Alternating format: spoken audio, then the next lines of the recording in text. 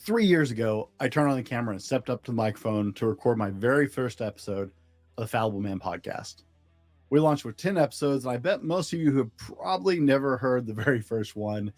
That's okay. We've updated the amount of episodes we do a week. We've upgraded our format multiple times. The podcast art has changed a couple times. The equipment, and I'm pretty sure I've grown along the journey, and at least I hope so, and I hope you have too. In all of change and growth, I can say with absolute clarity, while the presentation has gotten a lot better, because yikes, watching episode 1, the video is painful for me. I haven't taken it down. It's hard to watch at this point. The heart hasn't changed behind the Fallible Man. In the special 200th episode, I want to revisit where we started and share the idea with you all over again that still holds as true today as it did 3 years ago in 200 episodes. So let's get started. Here's the $1 million question. How do men like us reach our full potential, grow into the men we dream of being, while taking care of our responsibilities, working, being good husbands, fathers, and still take care of ourselves? Well, that's the big question. In this podcast, we'll help you answer those questions and more.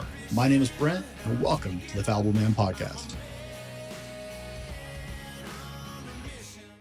Now, just for nostalgia's sake, instead of doing my normal introduction, I want to play the introduction from the very first video we did, the very first episode we did, and let me introduce myself all over again. Welcome to the Fallible Man Podcast, your home for all things man, husband, and father. We provide content to help men become the men they want to be. My name is Brent, and I am the Fallible Man. As you can tell, a whole lot hasn't changed. Honestly, I was surprised at how little changed in that beginning intro from one episode to this episode, from episode 1 to episode 200. The camera got a little better if you watch the video version. The microphone and audio definitely got a little better if you were just listening to it. But I felt like it was proper to share that with you. Now, let's start our conversation by exploring a really interesting idea. Apart from our biological makeup, there isn't just one solid foundation that defines what it truly means to be a man. Now, we like to say there is, but there really isn't.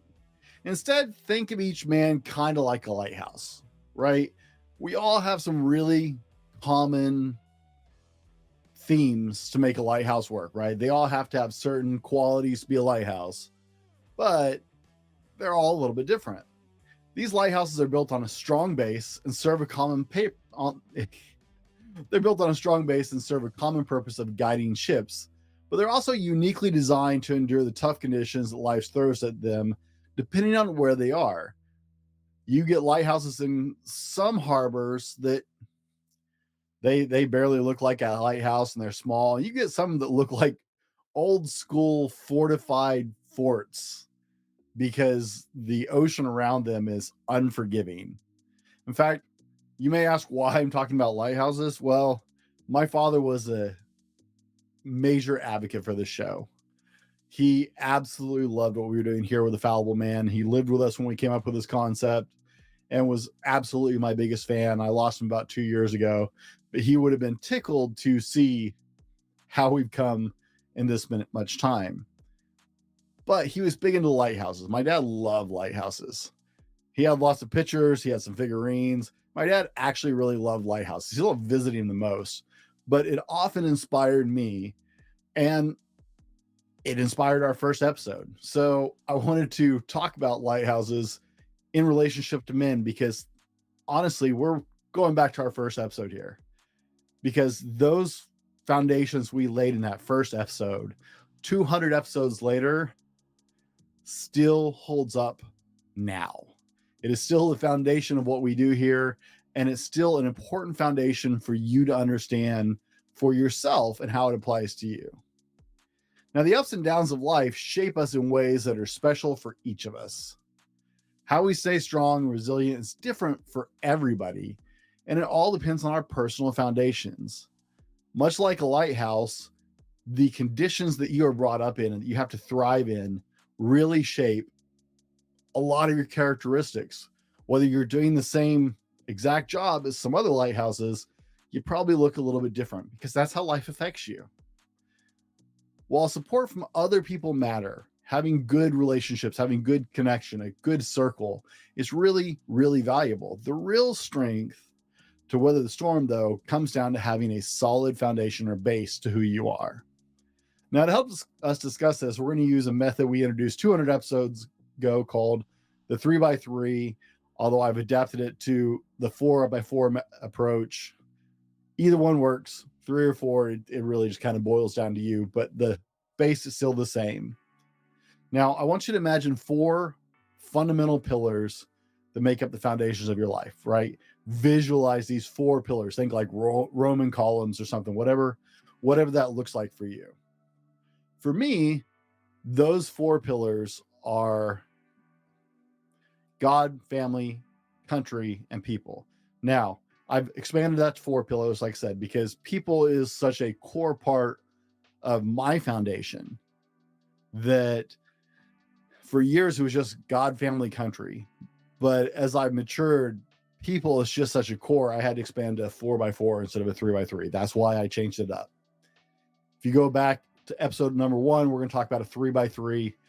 Principle still holds true. I just expanded it because for me, I needed that. Maybe you can boil yours down to 3.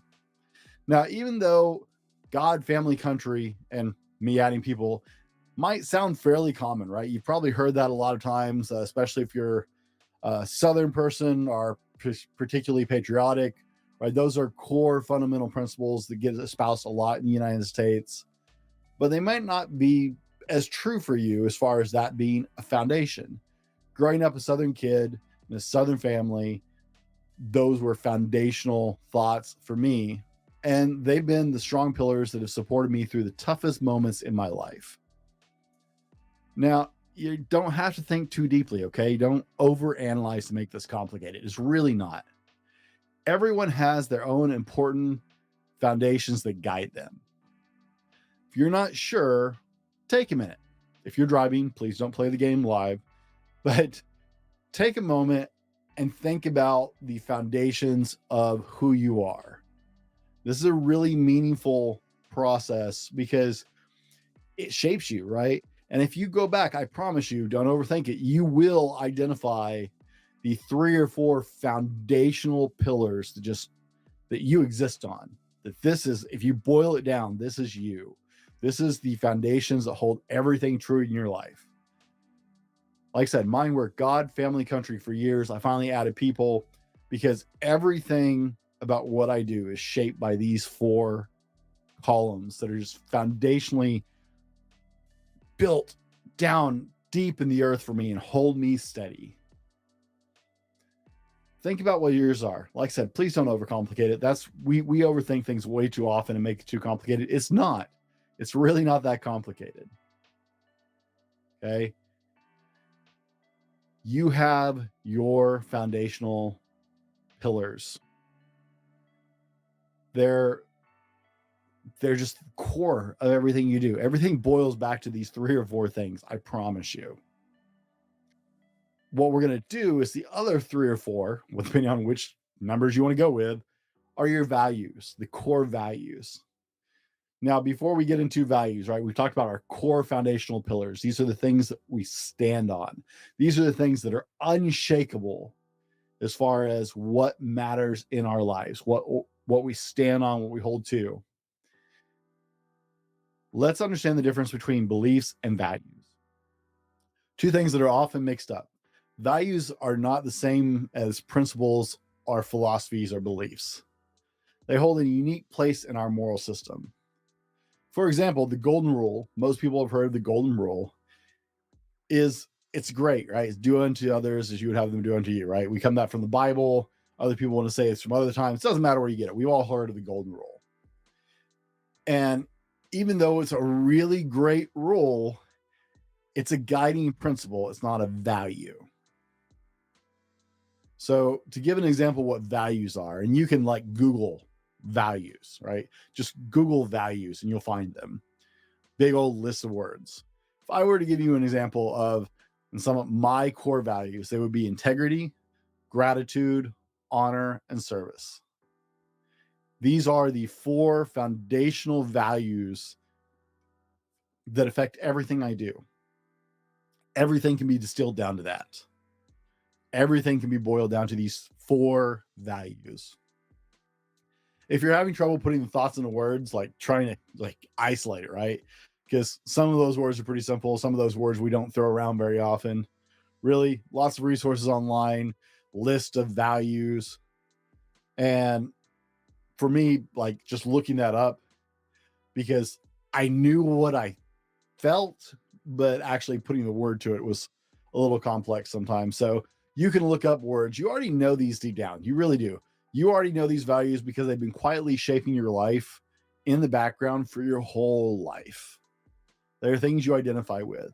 Now, we understand these core value ideas because all of the really major establishments in our government, the military, the alphabet soup agencies, whether they adhere to them or not, if you look, all of them have their core values, right? We used to have to recite ours in the Air Force every morning in boot camp. So every great group has had this, and so do you. So take a minute and identify these. Okay.